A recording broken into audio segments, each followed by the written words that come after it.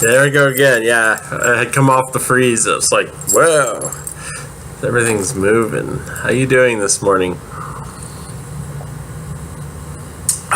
Boy, I have had like the strangest ass morning. The last couple of days in a row, I've woke up real early. Like this morning, I was up at 4 o'clock in the morning. I was probably laying in bed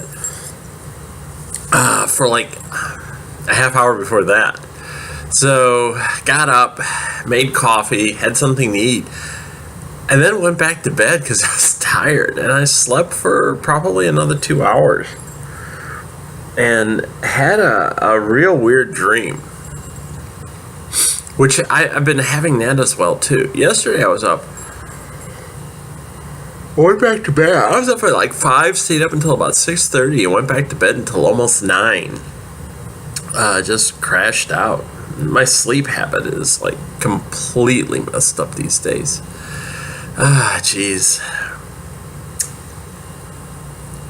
And last few days I've taken naps in the afternoon, and I've had some really strange and unusual dreams. One of which involved, I think, dying at least twice in my dreams, which is something I've never had happen before. I mean, I think everybody has had at least one dream where they die. I know I have. There's still a dream I remember from when I was a kid where I was in like an old Ford Galaxy convertible. I swear, I must have been maybe 10 or 12 years old at the time. And it went off of a cliff at high speed out over the ocean like we were in California. And I woke up as the car was falling toward the ocean. And I just remember how scared I was. You know, my heart was racing, and I was like, and I swear I can still remember that part of the dream. I mean, I just described it. I still remember that part of the dream. That thing has stuck with me for the longest time. And it's not reoccurring. But I have had a number of dreams, like the one I had the other day where I was sliding off the road in a snowstorm, heading toward, a drop-off, and I knew the car was going to go over the edge, and, I could feel that fear rising as you were getting closer and closer, and that's usually how it happens to me. It really is. Whenever I have a dream like that, it's usually I'm usually speeding toward my impending doom. I don't know. I remember, back when I was working in Indianapolis, I wrote about what I called the Monster House dream, where I would be at my uncle's house, and I would walk down this corridor, this hallway in the upper level of his house that actually seemed to just like go on forever, and it was completely old and semi-unfinished and very funky, which was different compared to the rest of the house. And the funny thing is, after I wrote about that dream a couple of times, I never had it again. That was the funny thing. I had that dream several times while I was working in Indy, and right before I started working in Indy. And after I wrote about that dream, I never had it again. That's weird. There's some of the dreams that I've written about. I should do, like, I don't know. I could write about some of them, but I don't remember a lot of my dreams anymore. It's only been recently that they've been coming back to me, and I don't know if that's because I was exhausted from work and everything else, and I just couldn't think about my dreams, or something else was going on. But yeah, it's kind of disturbing when you have these weird dreams.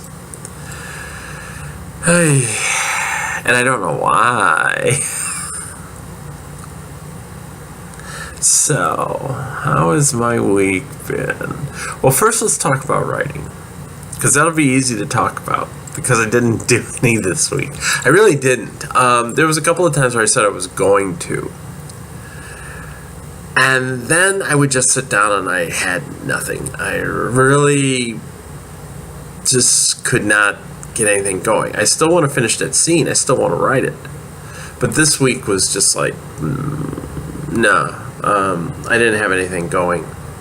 Wednesday we had our snowstorm here, and I didn't write. I just stayed bundled up and stayed inside all day long, and we did not have practice, but our coach asked us if we wanted to do a workout we could do at our home. And I messaged her, and I said, yeah, give me one. And I knew what I was going to get. I knew I was going to get a workout that her coach had given her, and I did. And it was called the Military Morning Workout.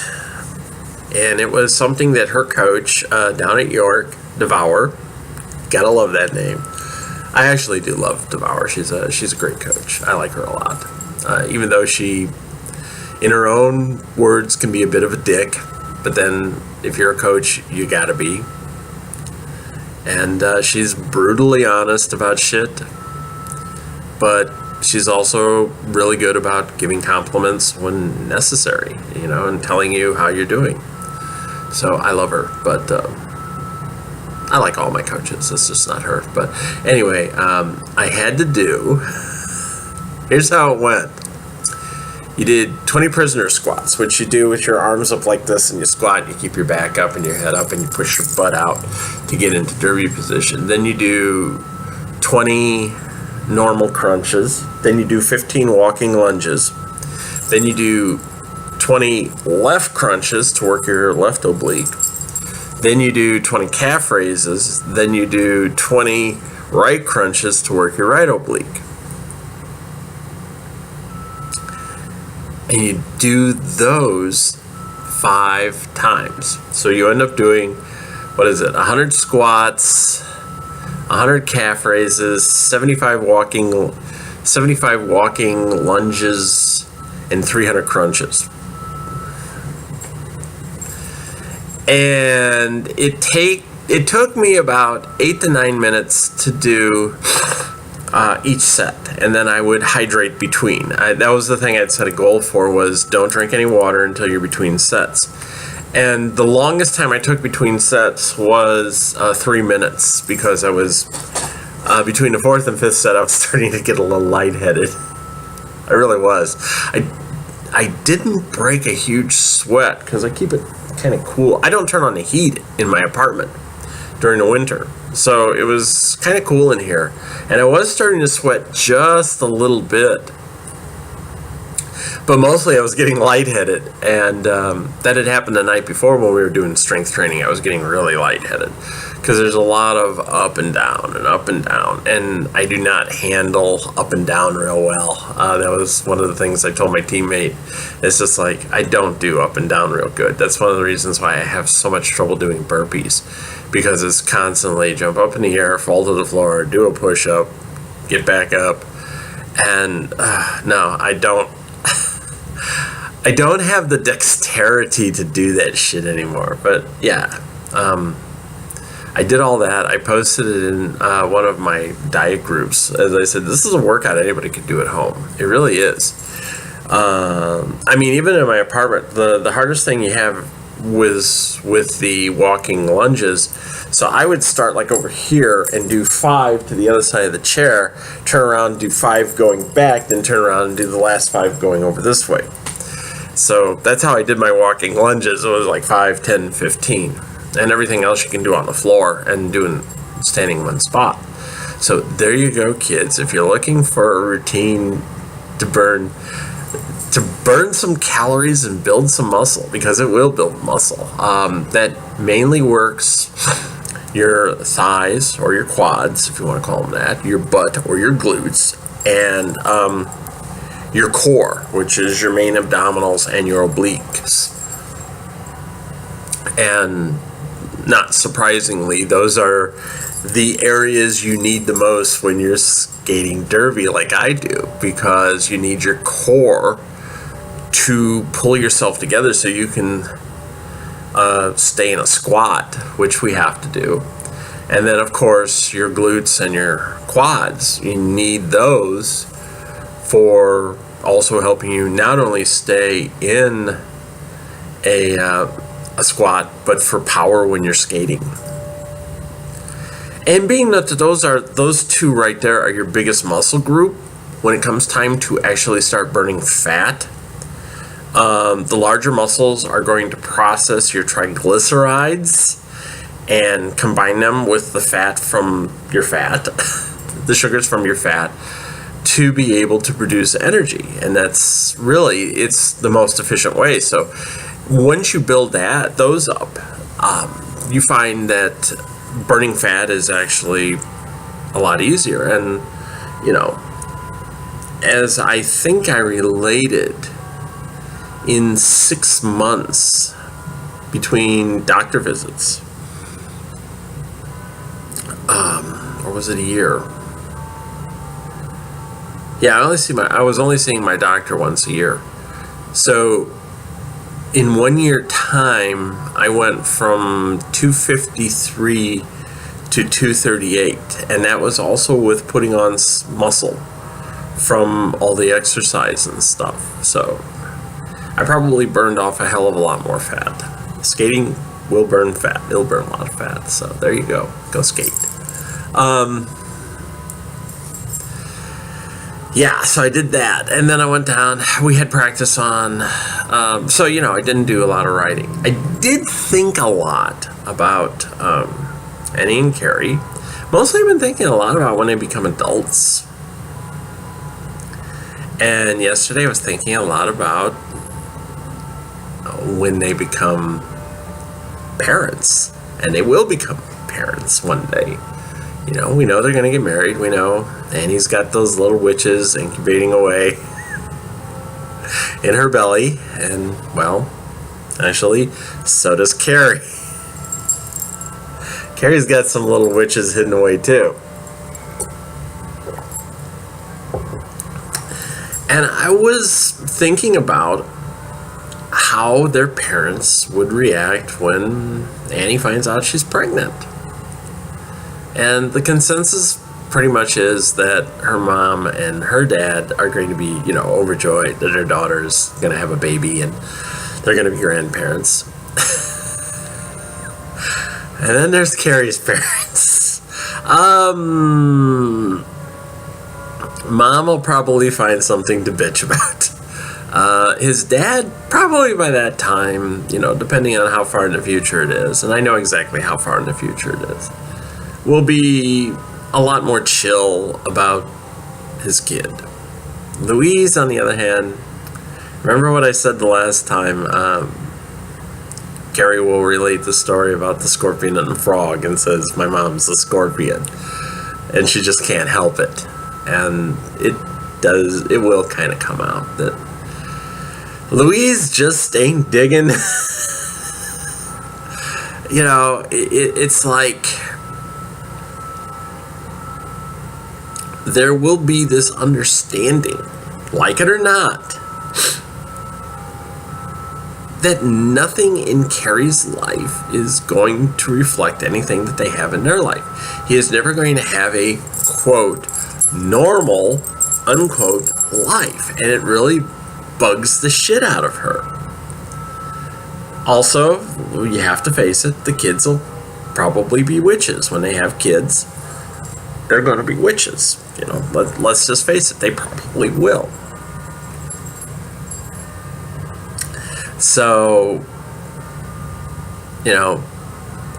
Louise and her husband are literally, from their bloodline, going to be the last of the normals for some conceivable time.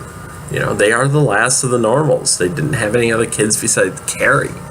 So, with Carrie being a witch and marrying a witch and having witches for kids, that's it, When all the normalness in that particular bloodline dies out, it dies with Louise. That's it. And there won't be anybody like her probably for some time.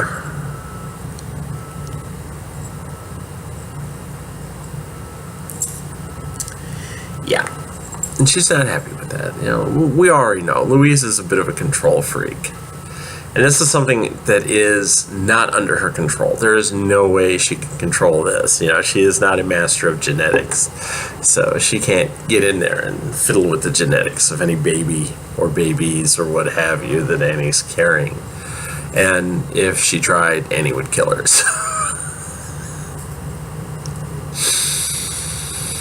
You know, you gotta tread carefully when you realize your son/daughter and daughter-in-law can just make it look like you had a heart attack just by thinking about it. You know, Mom, I think you're gonna have an aneurysm. What?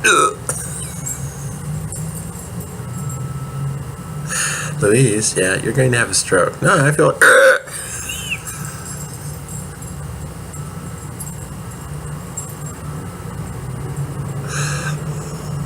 Yeah. That's the problem with those two. Between transformation magic and sorcery, but mostly with transformation magic, I mean, they could make it look like you had a heart attack. And, you know, shit happens. Oh, I didn't know Mom's heart was bad. Gee, that's a shame.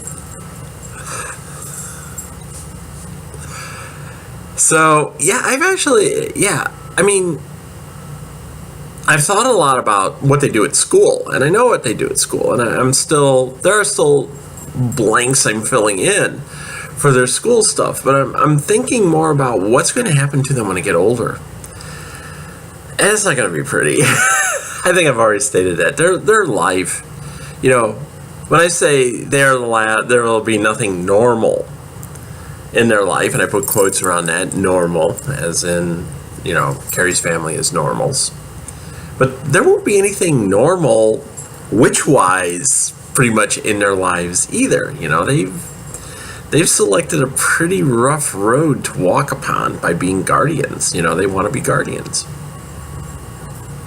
So they've selected a pretty rough road they're going to walk upon. And as good as they are, you know, they're just going to find themselves in the shit. And it's not going to be pretty. So, at some point, it gets better. But for a while in their lives, yeah, it's not going to be pleasant. Poor kids, you know. All they ever want to do is just have a life together. You know, really, that's their main goal, is just to have a life together and have sex.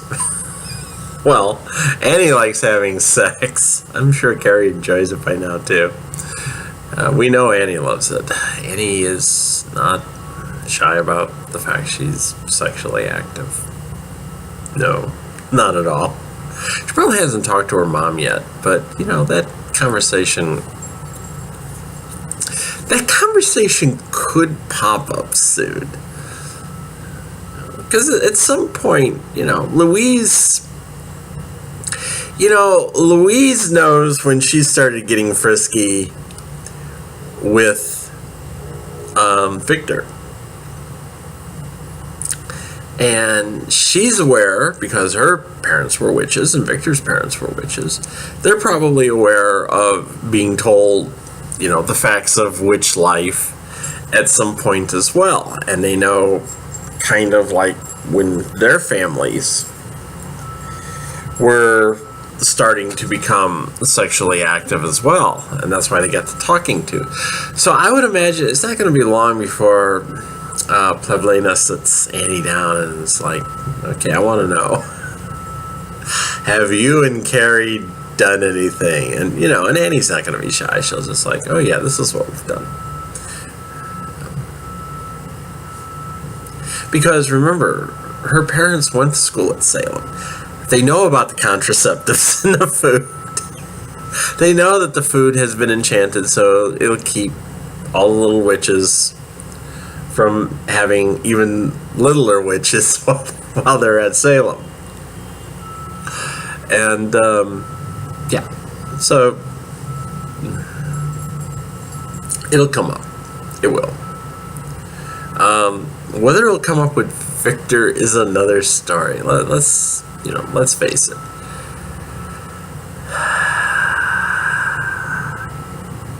I know exactly when Victor and Pavlina started getting frisky. And that's cool with him, because it was like, yeah, I'm with my girlfriend here. But somewhere in the back of his head, his thoughts are going, there's no way in hell my daughter is doing the same thing my wife did at the same age. Because that's wrong.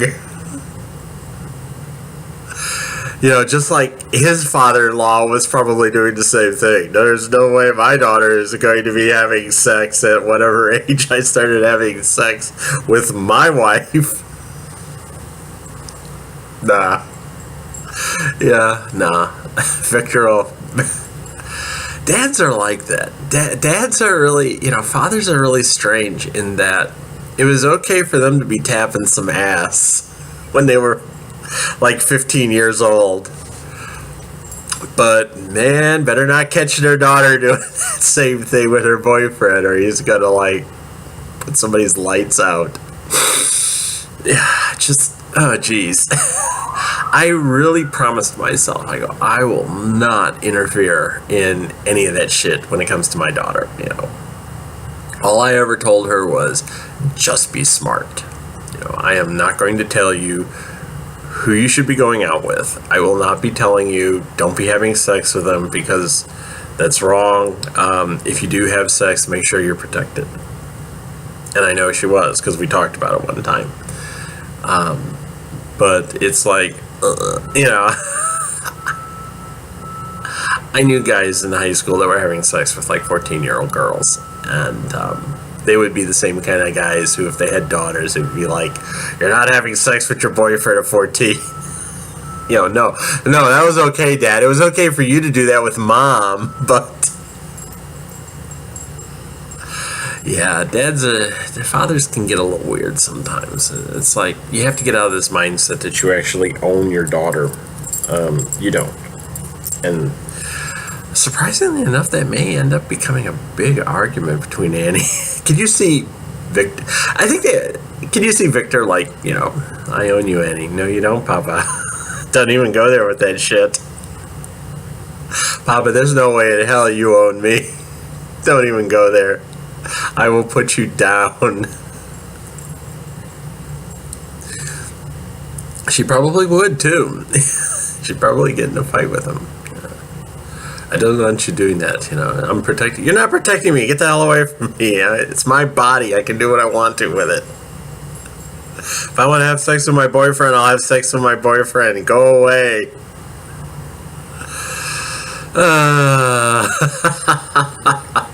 Although, you never hear this in Harry Potter. You never. The Weasleys, who should have used protection.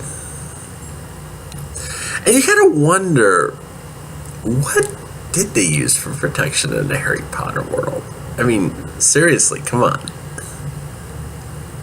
The only reason you could want to have as many kids as the Weasleys had is because you want to. I mean, if you can basically make love potions, or as crack.com like to call them, blackout rape drugs,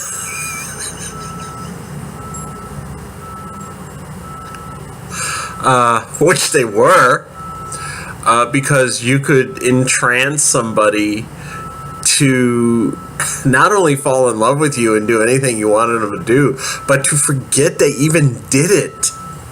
And the twins were selling basically magical roofies to people. Yeah. That's okay. But contraception? No, we don't know anything about that shit.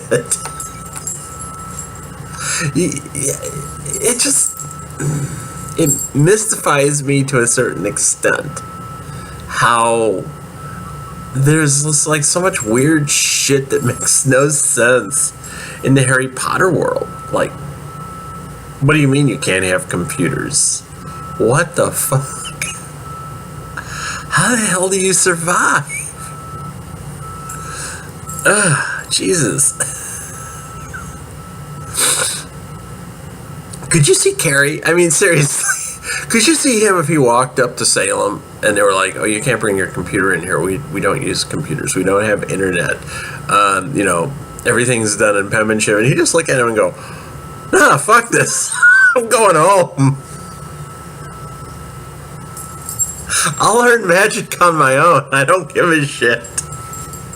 But you ain't taking my computer away from me. Come on. What do you mean you don't have internet? How the hell am I going to stream shit off Netflix? How the hell am I going to download comics from Amazon? Yeah, it's like, you guys don't have TV? What the hell kind of archaic bullshit is this?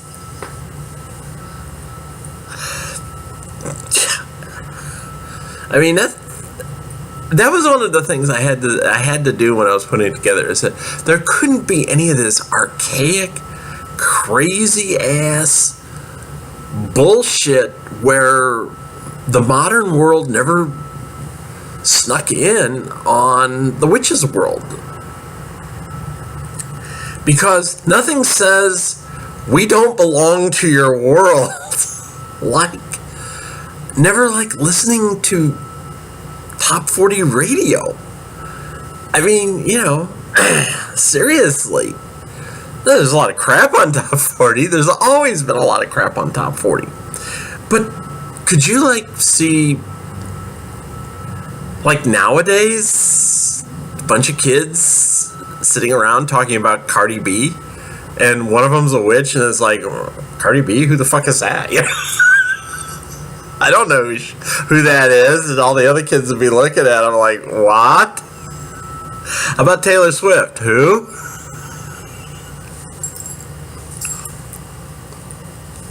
You know, how could you not have a society that isn't integrated somehow into modern society? How could you not watch TV? How could you not listen to the radio? I mean, Hermione probably listened to the radio before she went off to Hogwarts. But it wasn't until the 7th movie that we saw them with this, like, cannibalized, half-assed crazy radio that they were, like, using to send shortwave and shit on. And record players, like, wind-up Victrola record players. It's like, Jesus Christ, don't you guys do any music? Don't you download any shit to phones and listen to it? I can go out to YouTube and set up a playlist and listen to it. And that's, you know, that's one of the things. Carrie has YouTube playlists that he listens to. You know, when he wants to hear some music, and he's in his room, he just either streams something off of Spotify or, you know, goes out to YouTube and puts a playlist together and does shit. Because a lot of the stuff that Carrie likes to listen to probably isn't even on Spotify. So he just goes out and gets it off of YouTube, which is what I do. But yeah, I mean, it's like, I could never understand that. I mean, I get it. It's like that whole fantasy thing. Oh, it's fantasy. We exist in a completely different world. Yeah, but your world is stupid. I'm sorry. It is. Your world is stupid. You need to use a fucking chimney and powder to be able to teleport? No.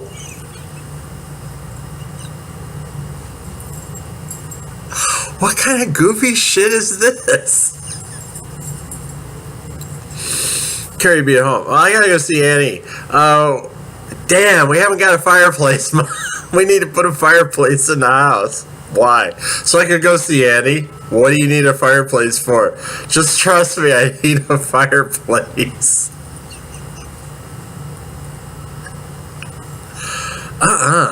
Carrie would. Carrie would just walk away. He would. He would not be able to handle that Harry Potter bullshit. He just couldn't. He really would just be like, man, what the hell is wrong with you people? I'm not doing without my computer. I'm sorry. I'll see you around. What do you mean I can't download ebooks? What do you mean my computer don't work here? This is crazy. I'm going home. I'm going back to Cardiff. Let me go. Yeah, he probably would. He would just be like, I can't handle this shit. This is too much for me. Oh, wow. Harry Potter. Oh, yeah. Yeah, he can kill me with his wand. Guess what? I could blow his ass away from a half a mile away with a Barrett 50 caliber rifle. Let's see him stop that shit.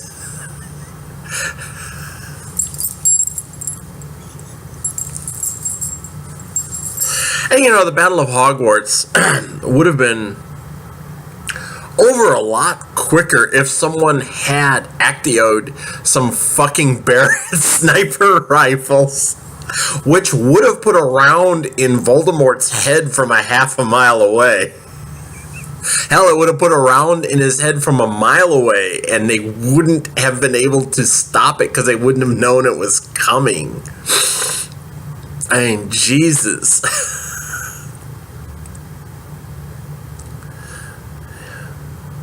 Seriously. Why didn't they just, like, hire hitmen to just blow these assholes away? Voldemort's got his wand. Great. I've got a scope 30-06 rifle and I'm 200 meters away. And I put a round through his head. So much for the Dark Wizard. Got his ass. Hey, there he is. The dude with no nose. Boom. Yeah. Where's my 10,000 pounds? I capped that asshole for you. Gotta love it. So that is why my world is not like a Harry Potter world. And that is why the witches in my world make fun of Harry Potter, because it's like, there's no way in hell we would want to live in that world. You can see that. Could you say you could never see Nadine playing Quidditch, or Riv, or Carrie, or Penny, or Alex, or even Emma. None of those people would ever want to get on some wooden ass broom without a seat on it and play Quidditch. They'd be like, this is the dumbest shit we've ever done. What are we doing? And that is one of the reasons why the racers do make fun of Quidditch, and they do make fun of the brooms. They're like, I'm not getting on that shit. Where's your pop-up? Where's your pop-up display? Your heads-up display? Where's the speed indicator? Where's my altimeter? Where's my direction? Where's my, my horizon, my artificial horizon? How the hell am I supposed to fly this damn thing? Oh, you expect me to just take this damn thing up? Oh yeah, no problem. I always wanted to commit suicide.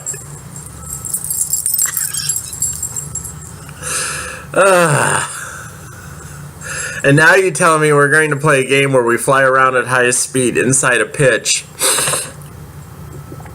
where we're trying to catch a ball and shit's flying at us that could break our arms or bust our heads open or knock us off our brooms and cause us to plunge to our deaths and all this other crap. Yeah, sounds like fun. Sorry, no. I think I'm just gonna chill out with some weed and a few tasty snacks, and I think I'll stream some shit off Netflix. What? You don't have streaming? You don't have internet? Nah, I think I'll just go home. I'll get a hotel in Boston. See ya. What do you mean I gotta pay for everything in gold? I can't go to like the Ritz in Boston. I gotta go to like the Crazy Narwhal or some shit like that. The back street north of this Charles River. What kind of shit is this? Nah, it wouldn't have happened. So anyway. Well, now I've gotten my writing out of the way, Annie and Carrie's crap out of the way. I've sufficiently pissed all over Harry Potter. So let's talk about the shit that, well, yes, it did and didn't depress me this week. And we're getting back into my Derby life. And okay. Last week I said I wasn't getting to play. And I didn't. I filmed. However,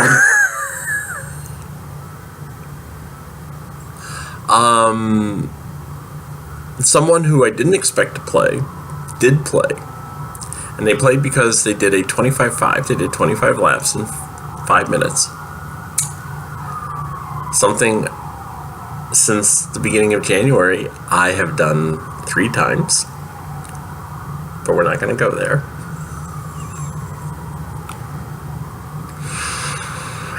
Needless to say, when I found that out, because I marched in, we kind of heard about it when we were marching in the St. Patrick's Day parade, and then when I got to the rink, I found out what had happened, and I was pissed. I was actually kind of enraged, to be quite honest, and I did a pretty good job of holding it in. I didn't lose my shit on anyone. And I had a good time filming.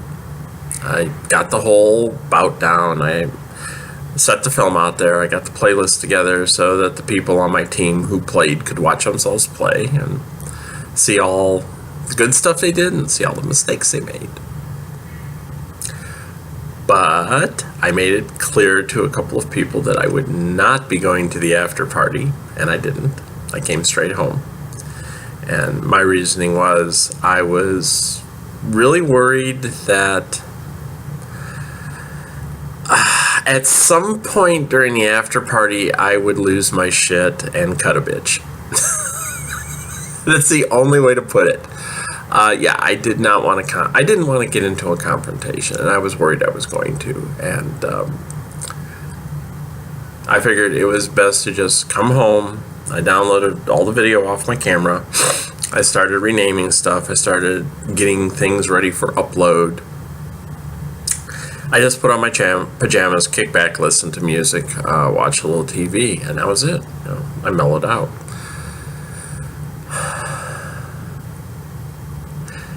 And I had a few people,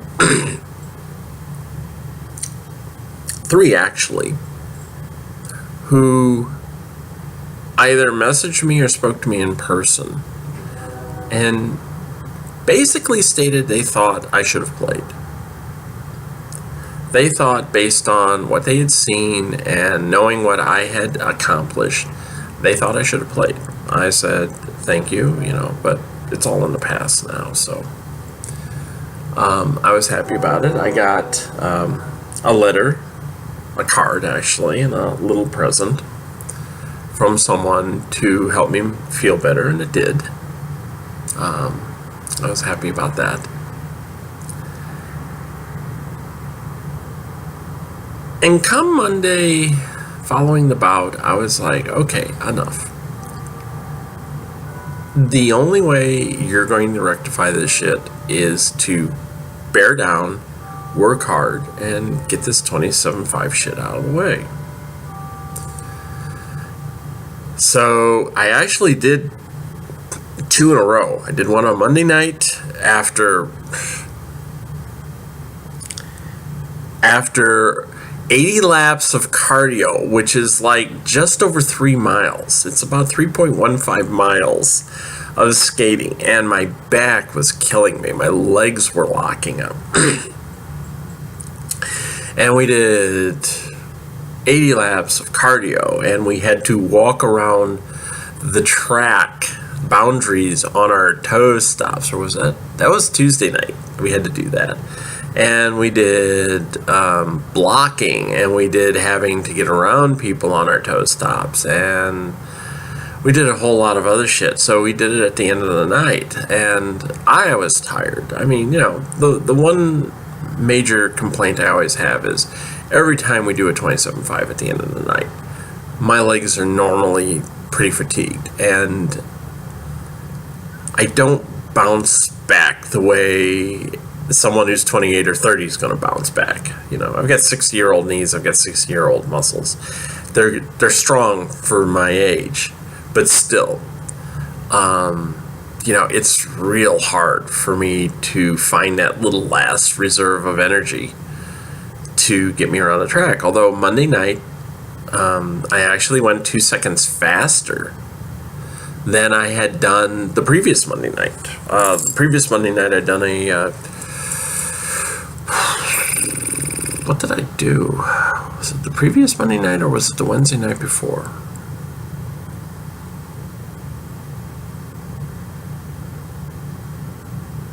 No, it was that one. It was, I get confused, but I had a 5:44, then I had a 5:38, and then Monday night I did a 5:36.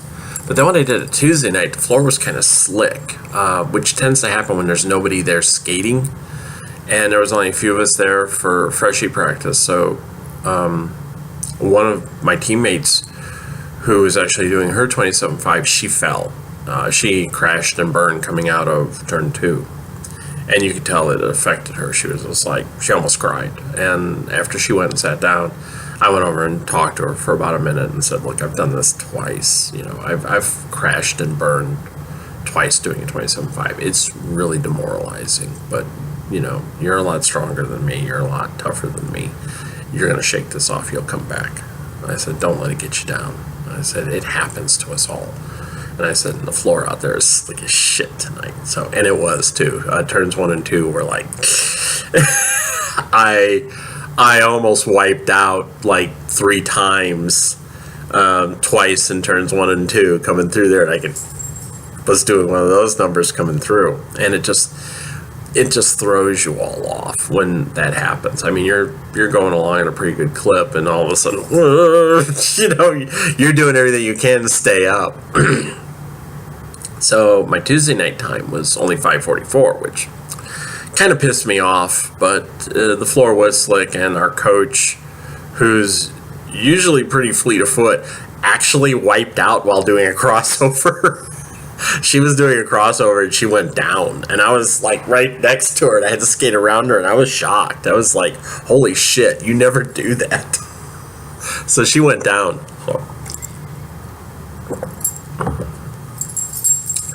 But I would have done one on Wednesday night if we'd had a practice. And then I went to York and worked out with the team down there. There was a bunch of us. There was like 5 of us went down.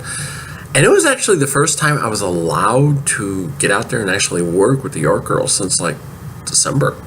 So I was happy. It was like I was getting to do shit with them. I had a good time. I like their practices. Their practices tend to be relaxed, though they get a little bit more intense. They tend to drill things into you. And it was kind of funny because one of my coaches is a player for York, and she was down there. And we were doing hitting drills where the jammers were in like a 3-wall, and the jammers were running into us. And a couple of them were really running into us. It's like, I know what was going on. If they see that you're weak, they come at you and they hit you hard. And I actually went down one time because my right knee was starting to buckle. We were in a extended squat, and I was putting all my weight on my right leg. And my right leg is a little bit weaker than my left leg because I'm left leg dominant. So when we got hit. I got hit, and I did go down, you know. But I also managed to get a couple of good hits in on jammers. I had one jammer, she was trying to come in, and I got a shoulder right into her chest and pushed her back. And I think I actually pushed her out. There was another time I did the same thing to her, but when I pushed her out, she got this like sort of like, whoa, like that when I did that. And she was like, yeah, good hit. That's a good hit. Most of the time, I was doing everything I could just to keep up. And we did a drill where two of us, first we had to learn how to push people, because one of the things you can do is you can push another person into a blocker or a jammer. And so we were practicing that, and then we were doing it with a partner, and then we had to do it with trying to hit a jammer. And first we were doing it on what was it? We were doing it, hitting the jammer who was coming in on the inside. Which means you get out in front of the jammer, and because the jammer is going to take the shortest route around, she's going to go in like lane 1. And the first time we did it, me and my partner, I was with Dapper, the big Asian dude, and I had to push him, and I was like, no, we got back in line. I was like, no, we screwed up.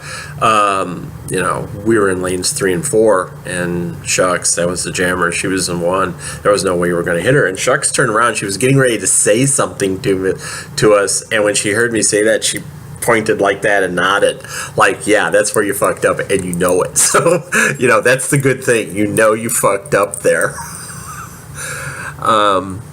That's how you screwed up. But later we were talking, and we finally got one hit off on her, and as we were coming back, we're getting in line, and I was like, yeah, that was great, because I said my momentum, our power was completely neutralized. I pushed you inward, and I went outward just as far, which is, the energy being expended that's how it works. The energy I was pushing you toward, the same amount of energy pushed me away from you. And my coach, she like looks around like this. She's looking like, she's going, you're trying to explain this, just hit a bitch. Quit trying to explain it, just hit a bitch. Okay, yeah. I'm looking at this like, I see the science in all this, and I really do. And they're just sort of like, no. When you see the jammer coming, just grab onto the other person and push that bitch into her. That's it. There's nothing else that you need to worry about. Just push that bitch.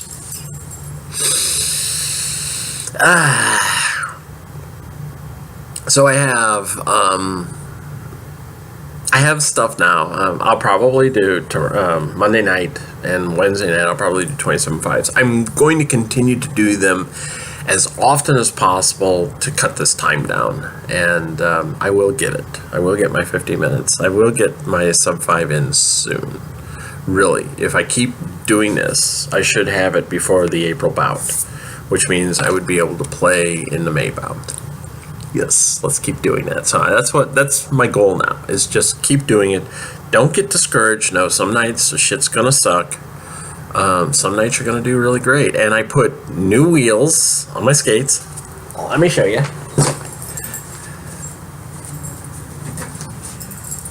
So here's my skate configuration. Yep, new halos. These are supposed to be really good. These are actually considered like top of the line wheels that are affordable now. So I have new bearings, new halos. These are supposed to be good for blockers, which I will end up being a blocker, so it is good for me. And hope to be a pivot too. But in case you're wondering, right there between the boot, the wheels, the bearings, and the toe stop, this is about $210, $215 of stuff right here. Yeah.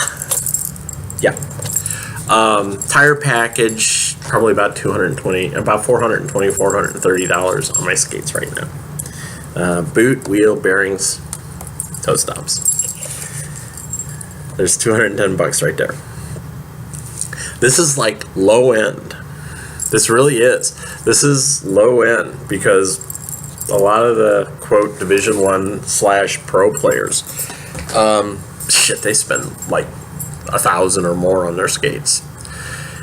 Not to mention the fact that they've got like, a dozen sets of wheels and bearings and all this other crap, additional toe stops, stuff like that they have. So in case they blow shit out, and they can just like swap it out and fix it. So there you go.